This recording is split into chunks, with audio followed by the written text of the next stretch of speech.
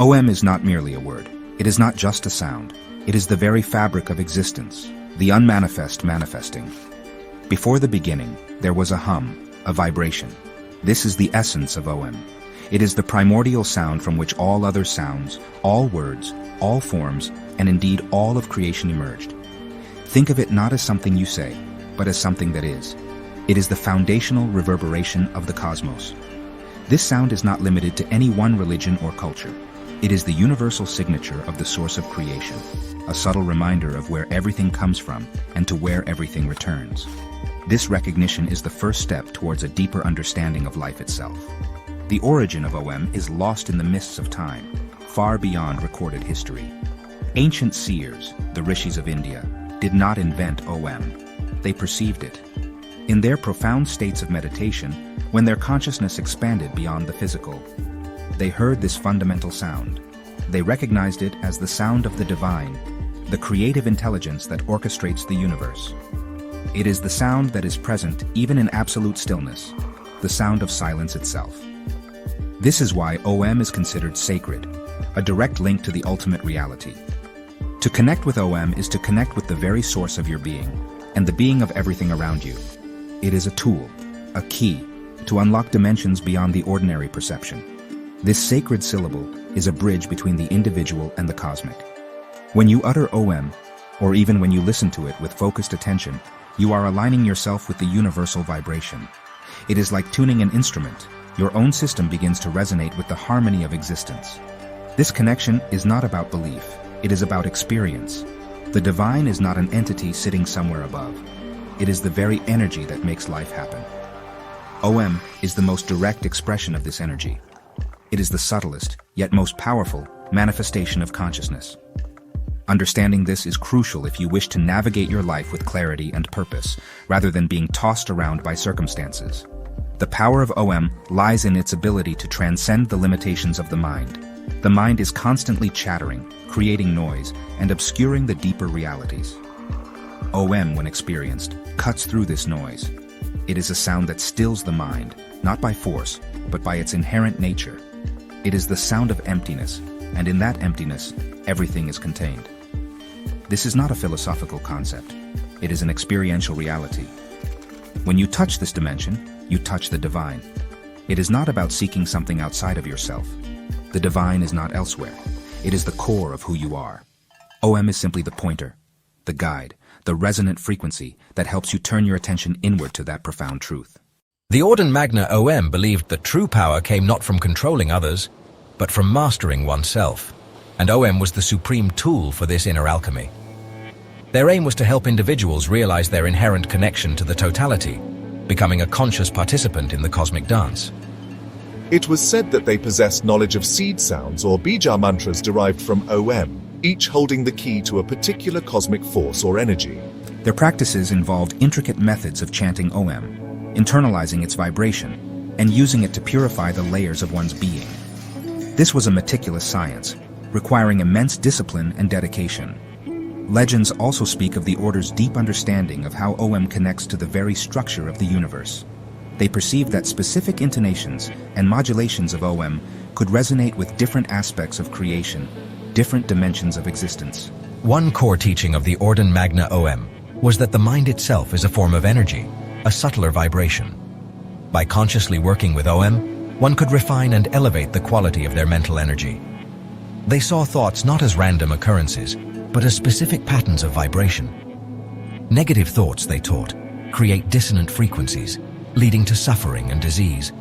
Positive, harmonious thoughts, aligned with the resonance of Om, create health, clarity, and well-being. They taught that the human mind, when aligned with the cosmic vibration of Om, becomes a powerful instrument capable of perceiving and shaping reality in ways most people cannot imagine. Their legacy is not in grand temples, but in the subtle wisdom woven into yogic practices.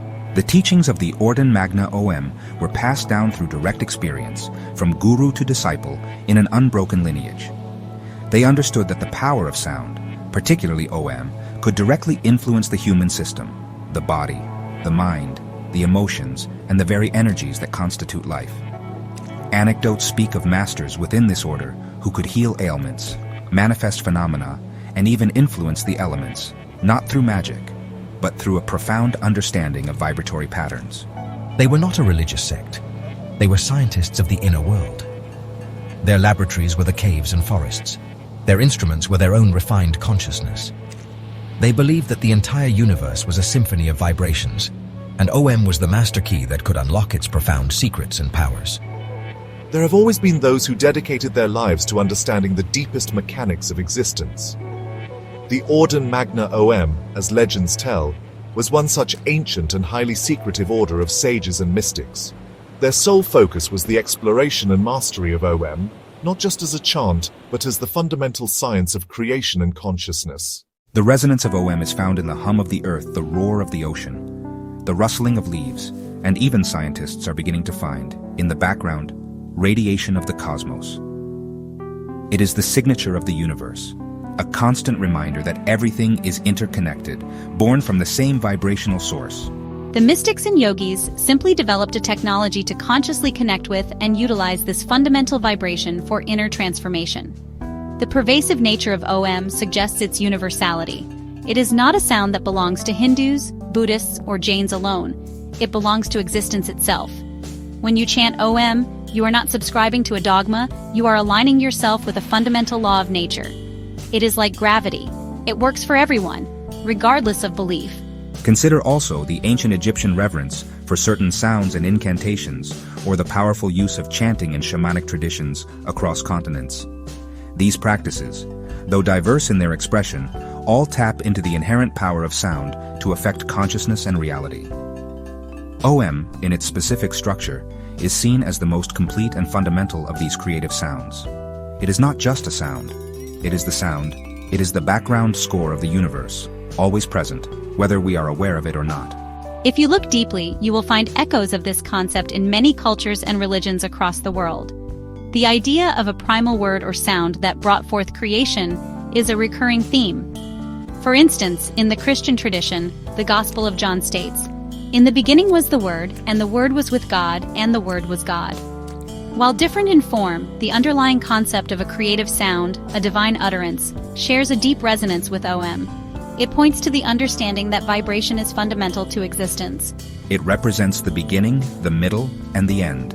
It signifies the unmanifest, the manifest, and the dissolution back into the unmanifest. This is not a linguistic accident. It is a fundamental truth of sound. This understanding of OM as the source sound is not exclusive to any single tradition, though it is most prominently articulated in the Indic philosophies. Why is OM considered the primordial sound? It is because it represents the totality of all sound, all expression. If you observe the mechanics of your mouth when you utter sounds, you will see that A is the sound that begins at the root of the tongue, the back of the throat. U is the sound that rolls through the entire palate. M is the sound that culminates at the lips. AUM, therefore, encompasses the entire range of sound creation possible for the human vocal apparatus. Finally, the sound culminates in im, a prolonged humming The lips are gently closed and the vibration is felt in the upper chest, throat, and especially in the crown of the head. This M sound represents the deep sleep state, the dissolving force, Shiva, and the silence beyond, the Turiya. The entire utterance should be a smooth, resonant wave. Then, the sound smoothly transitions into U, pronounced as the U in food or flute. This vibration should rise from the A and resonate in the solar plexus and throat area. The U sound represents the dream state, the sustaining force, Vishnu. It is the energy that maintains and preserves creation. Feel this sound rolling forward, connecting the lower and upper parts of your being. The transition should be seamless, a continuous flow of vibration. To pronounce OM correctly is to experience its full vibratory impact. It is not a hurried chant, but a deliberate unfolding of sound. It begins with A, pronounced as the A in father. This sound should originate deep from the navel region, resonating in the lower abdomen and chest.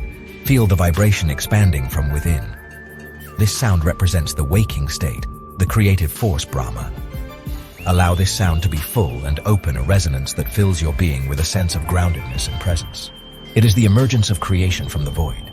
The dot, or bindu, above the crescent represents the Turiya state, the fourth state of pure consciousness. It is the absolute reality, silent, peaceful, blissful, and beyond the three ordinary states. It is the observer, the witness, the source of all.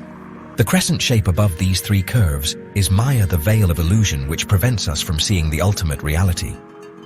It is the cosmic play that keeps us entangled in the phenomenal world. The middle curve, which emerges from the confluence of the waking and deep sleep states, represents the dream state, Swapna Avastha. This is the subtle realm between the gross, material world and the formless unconscious. It is a space where the mind is active with thoughts, images, and emotions, but disconnected from external sensory input. The upper curve signifies the state of deep sleep, Sushupti Avastha, or the unmanifest state, where the mind is at rest devoid of dreams or desires, a state of pure potentiality. It is a state of unconscious unity, where the individual ego temporarily dissolves. The visual symbol of OM is as profound as its sound. It is not just a random squiggle, it is a map of consciousness. The large lower curve represents the waking state, the Jagrat Avastha, where our senses are turned outward, engaged with the material world. This is the state most people identify with the realm of everyday experience, perception, and action. Thank you for your attention. Please subscribe to the channel, give us a like, and check the video description for details on how to book your astrological chart interpretation.